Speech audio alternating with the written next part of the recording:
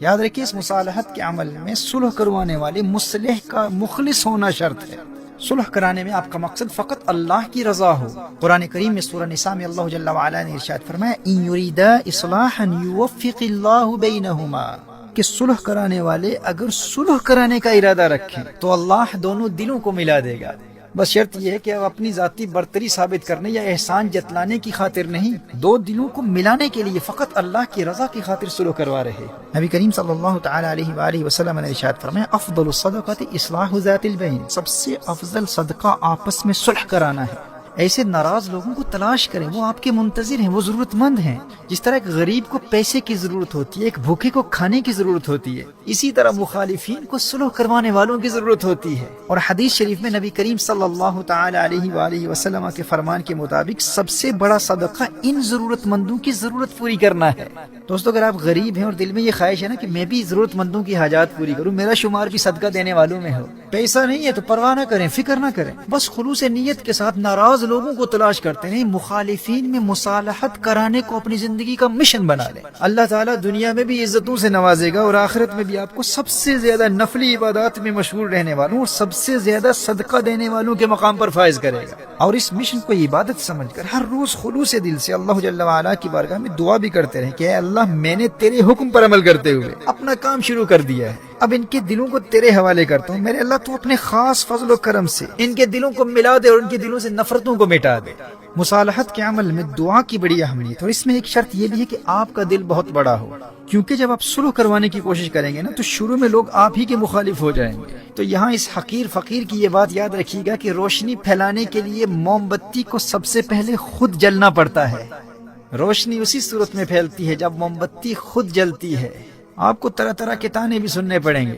ہمارے یہاں لوگ اس بات سے ڈرتے رہتے ہیں کہ بھائی ان کا معاملہ ہے، ہمیں ان کی آگ میں جلنے کی کیا ضرورت ہے، یہ لوگ تو بعد میں ہمارے ہی مخالف ہو جائیں گے۔ تو اگر آپ اللہ کی رضا کی خاطر اس مشن کا آغاز کر رہے ہیں تو لوگوں کی آپ کو پرواہ نہیں ہونی چاہیے، یہی تو امتحان ہے، اس میں پاس ہو گئے تو پھر آخرت میں جا کر سب سے زیادہ صدقہ دینے والوں کے مقام پر فائز کیا جائے گا۔ یہ مرتبہ صلح کرانے والے مخلص مصلح کو ملتا ہے۔ اور یاد رکھیے سب سے بڑا بدبخت اور بے غیرت طبقہ وہ ہے جو بجائے دو مخالفین کے مابین صلح کرانے کے ان کے دلوں میں نفرت کی چنگاری کو مزید بھڑکانے کا کام کرتے ہیں۔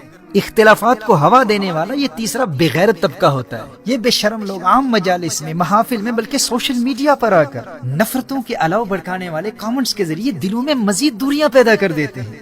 یہ تو اپنی ذاتی دشمنیاں نکالنے کے لیے، اپنی تسکین نفس کے لیے کامنٹ کرتے ہیں، لیکن انہیں شاید اندازہ نہیں ہوتا کہ ان کا وہ ایک کامنٹ کتنی زندگیوں کو برباد کر دیتا ہے۔ ایک کامنٹ کے ذریعے اہل علم کے معتقدین کے دلوں میں اتنی نفرتیں پیدا کر دیتا ہے۔ ان کا تو ایک کامنٹ تھا نا، لیکن پھر برسوں نہ ان قائدین میں اتحاد ہوتا ہے، نہ ان کے متبعین میں اتحاد ہوتا ہے۔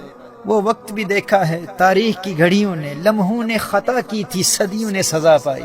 ایسے بے شرموں اور بغیرتوں کی حرکات سے متبعین بھی ہوشیار رہیں اور قائدین بھی ہوشیار رہیں۔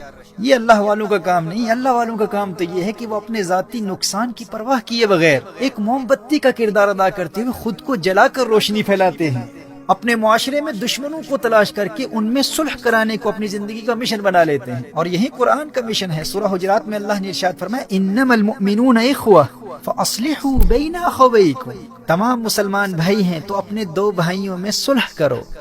اس حوالے سے علم نفسیات کی روشنی میں ہیومن ٹیمپرامنٹس پر میرے انگلش میں ڈیٹیل لیکچرز ہیں، اور وہی لیکچرز جلد اردو میں بھی نشر کیے جائیں گے۔ اور ہیومن سائیکالوجی کی روشنی میں انسانی مزاج کی 4 قسموں کو سمجھ کر دو مخالفین کے مزاج کو مد نظر رکھتے ہوئے ان کے باہمی اختلافات و تنازعات کو ختم کرنے کا پریکٹیکل طریقہ کیا ہے، اس پر بھی ہیومن ٹیمپرامنٹس انسانی مزاج کے عنوان سے تفصیلی کلام کیا جا چکا ہے، اور مصالحت کے اس مشن میں آپ ان لیکچر سے بھی کافی حد تک رہنمائی حاصل کر سکتے ہیں۔ اور ذاتی زندگی میں بھی، آپ کی عائلی زندگی، آپ کی کاروباری اور معاشی زندگی میں بھی یہ لیکچرز آپ کے لیے بہت مفید ہوں گے۔ خدمت خلق کے تحت ہمارے اسلاف، ہمارے اکابرین اور ہماری تحریک کے ہر کارکن کا یہی مشن ہے، اپنی اپنی حیثیت کے مطابق ناراض لوگوں کو تلاش کر کے ان میں صلح کرانے کو آپ بھی اپنی زندگی کا مشن بنا لیں۔ فقیر کا تو یہی مشن ہے، میں پیار کی دولت بانٹتا ہوں، مجھے حکم ہے دل تسخیر کروں، شاید کوئی سننے والا ہو صحرا میں کھڑا تقریر کروں، شاید کوئی سننے والا ہو صحرا میں کھڑا تقریر کروں۔